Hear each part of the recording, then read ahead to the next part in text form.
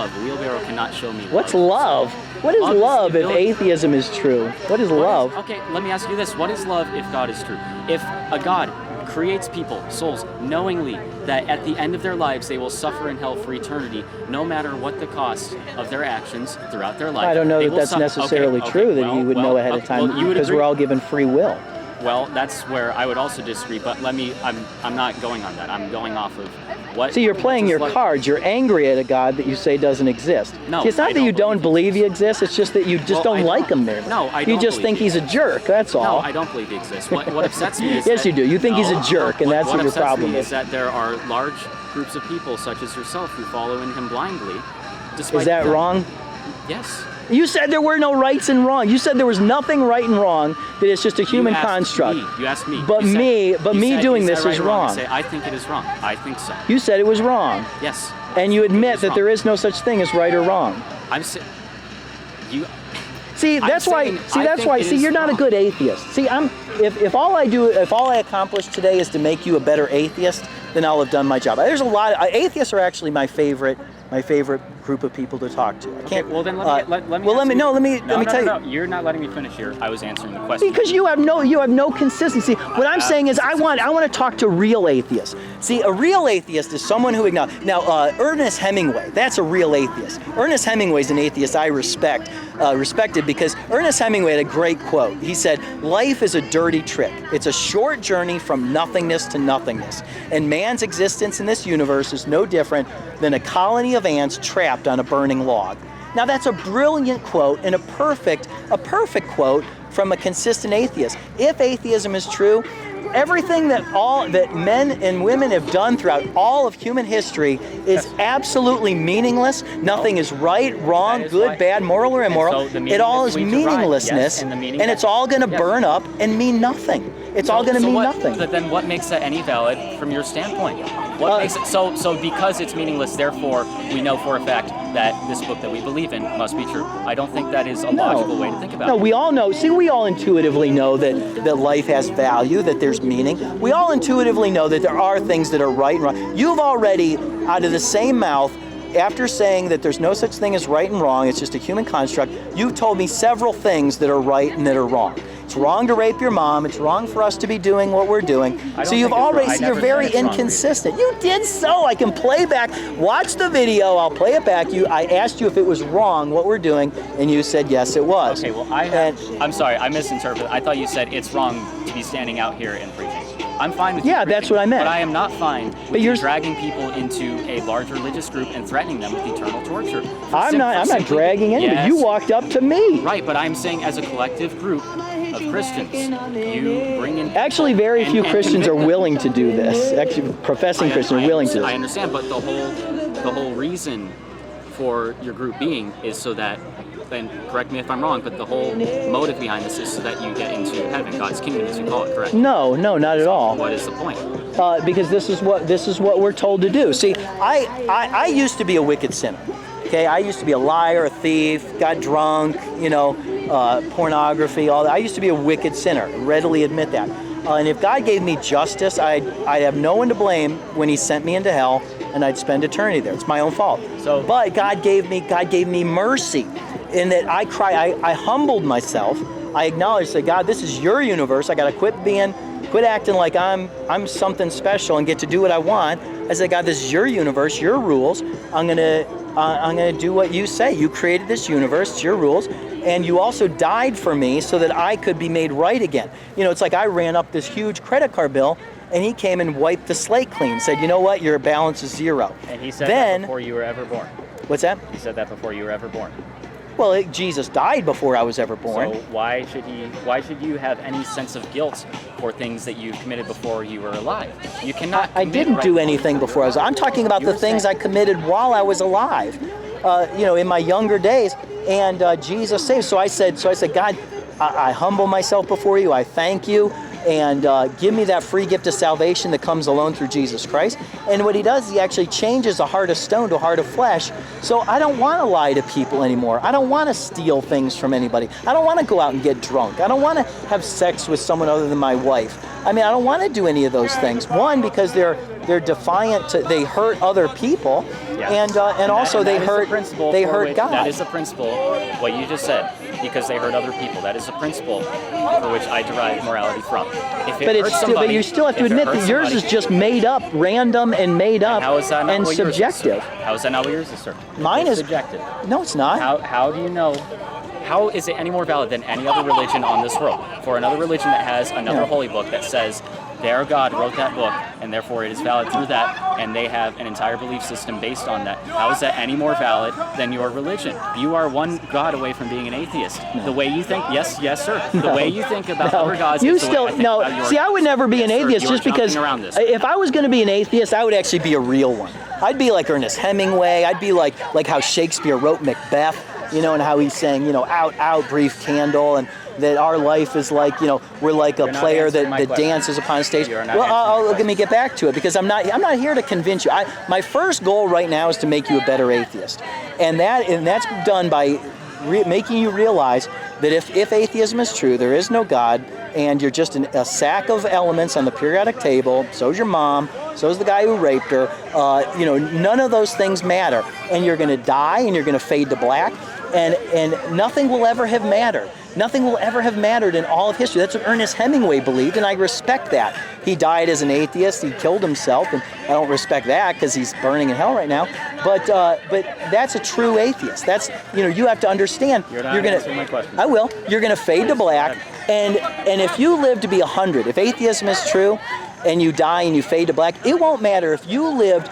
Did everything a person could ever do, all the pleasures, all the hedonism, all the joy, all the great things any human could ever do for 100 years, then you died, or you spend 100 years starving to death and staring at a blank wall, nothing will matter. Because you'll be dead, you'll fade to black. You won't have any appreciation for the things that you did do. You don't have any regret for the things you could have done more of. It's all meaningless.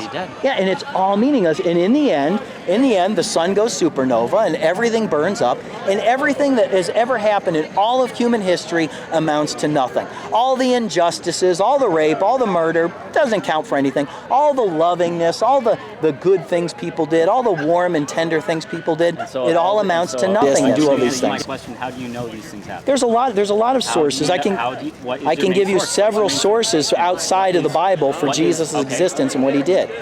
Pliny the Younger, Tacitus, Josephus. I mean, several outside extra Christian texts that affirm what Jesus did.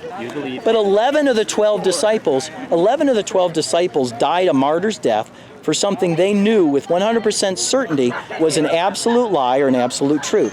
Now, there will be people that will that will die for something that's not true, but they believe wholeheartedly 100% that it is. The Muslims on 9/11, they'll fly the plane into a building thinking they're going to go to paradise. They honestly believe it. It's not true, but they honestly believe it. Why? What is? Hold on. Well, like I said, so why I believe Christianity is valid and true. Like I said, many things. Like I said, Jesus, aside from all those things, Jesus also said he would die. He said how he was going to die, and that he would raise himself up on the third day. Now, the Roman soldiers, the Jews and the Romans, the Romans just thought he was a troublemaker. The Jews hated him because he was blasphemous, and they put a seal on the tomb. They put guards in front of the tomb that, under penalty of death, had to protect that tomb and not let anybody touch it.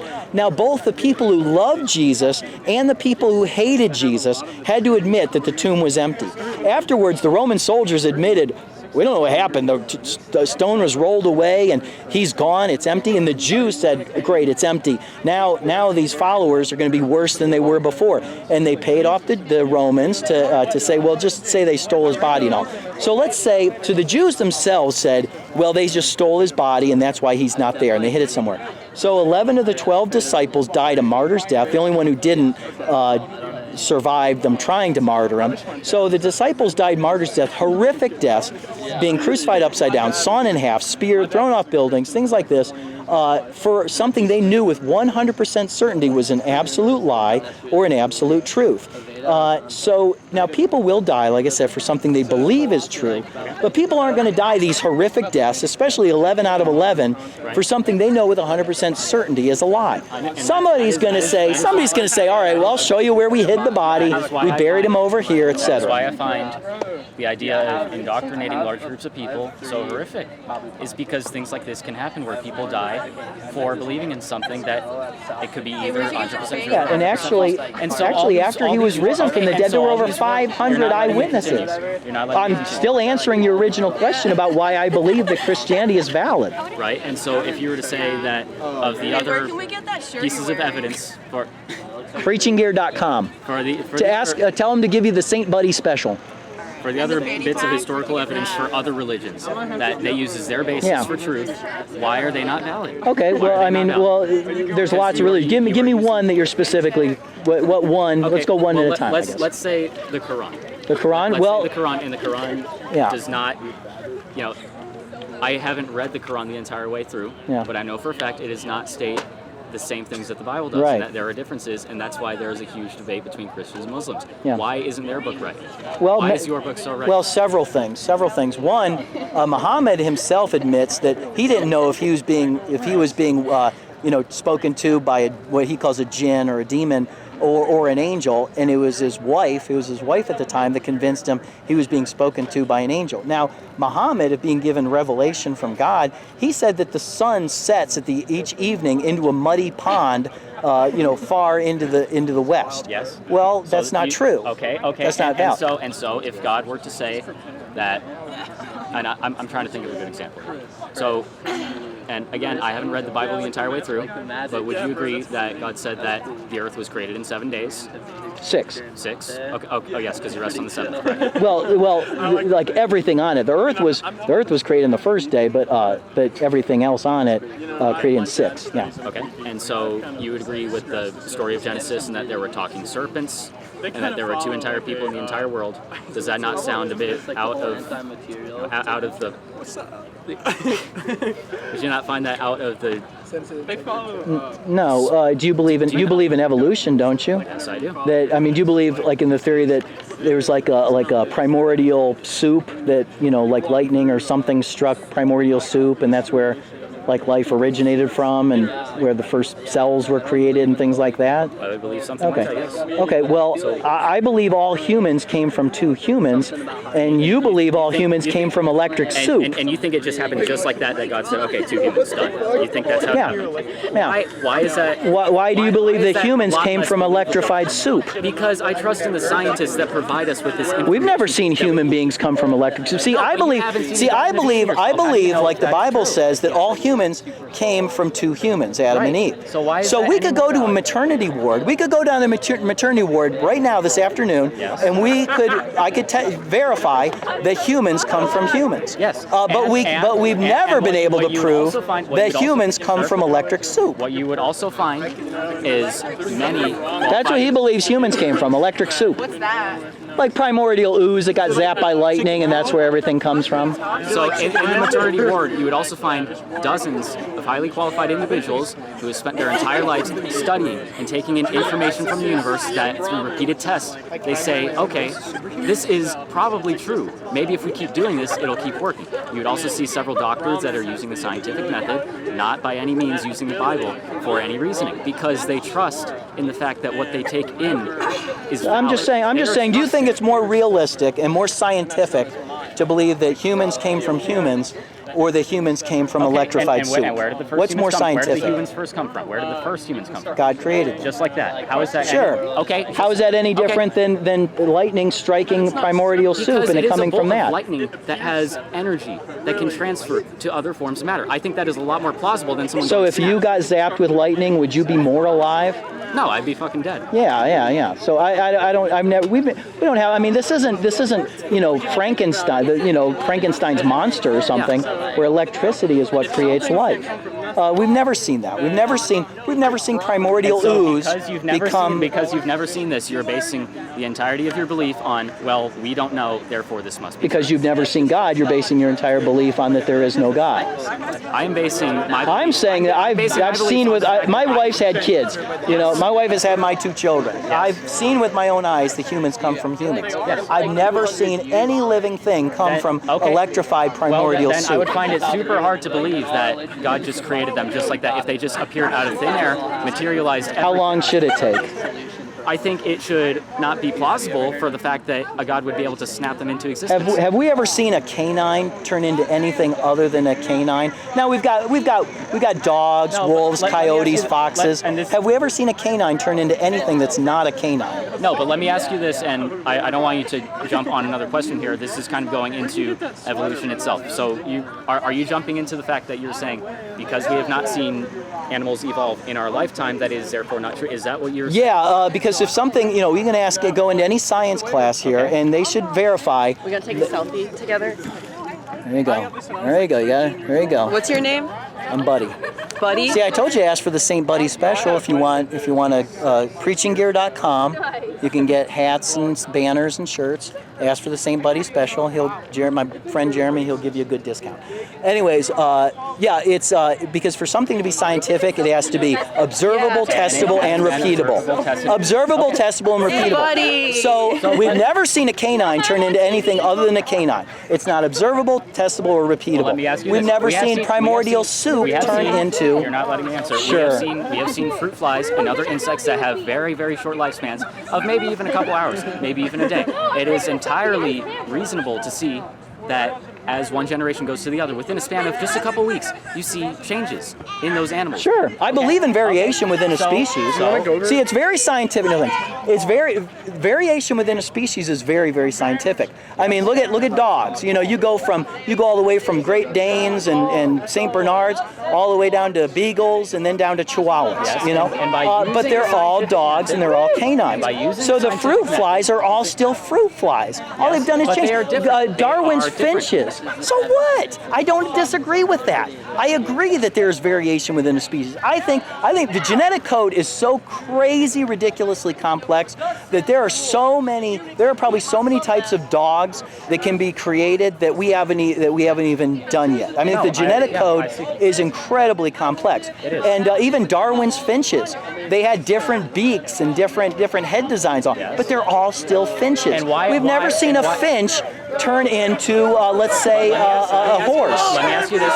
Why are Darwin's finches specifically isolated in the Galapagos Islands? Why did we not see other finches become like them? Why do we not see them develop differently? How do you know that? You haven't traveled the entire world to see every beak of every finch. And if they did, I mean, look at Australia. Australia was landlocked. Have you traveled the entire world to see all of the bits of evidence that you were talking about? Have you seen the primary sources themselves that you are using to cite for your basis of the Bible? No, I haven't. Okay, so what difference does it make if because everything in Christianity actually fits and comports perfectly to the world that I actually experience. Conscience. Everything that's in the Bible testifies that everything I've ever experienced in my conscience is absolutely true. One, because of conscience, the conscience I've been given to know that I've done something wrong, and two, because it's His universe, and I have agreed to play by God's rules. I've acknowledged it's His universe, and I have made the agreement that I'm going to play by His rules. So that's what I do. So, I mean, you go to college here. You have agreed to play by their rules. Not cheat on tests, not steal things, not beat other students up, not, vandalize buildings. You've agreed to certain terms of being a student here and getting a diploma. Nothing wrong with that. The university isn't being mean because they don't let you vandalize buildings. Those are the terms. If you don't want to meet those terms, if you want to vandalize buildings, go for it. They're going to kick you out and probably, take you to court. This is God's universe, so I've agreed. So, but like I would say, even if I haven't convinced you to be a Christian, let me give you a gospel tract, so I'm not So I've at least done my job in that. That'll tell you everything. I will respectfully decline. I'm sorry. You wouldn't want words that could actually change your eternal destiny? No, because I do not find this words out. Are you not still searching? Are you not still willing to search out any truth? Well, I just don't think that. I'll lay it there, Okay. and you can either take it or not. Okay, well, I appreciate But it. but if I haven't convinced you to be a Christian, then at least be a better atheist, and be consistent. Be like Hemingway, who understood that if atheism were true, everything is meaningless. Everything that ever has happened or will happen is all meaningless. You're a sack of elements on the periodic table. Everyone you think you love is a sack of elements on the periodic table, and that sack of elements that you call your mom is no better or worse than a garbage can filled with the same elements. And I don't believe that you're willing to actually. I don't believe you actually believe that. But if atheism is true, that is the truth. So embrace it. I say embrace it. Value in knowing. There's no such thing as value if atheism is true. Porn pen? No, but you can obey it. But you can obey it. Well, I will.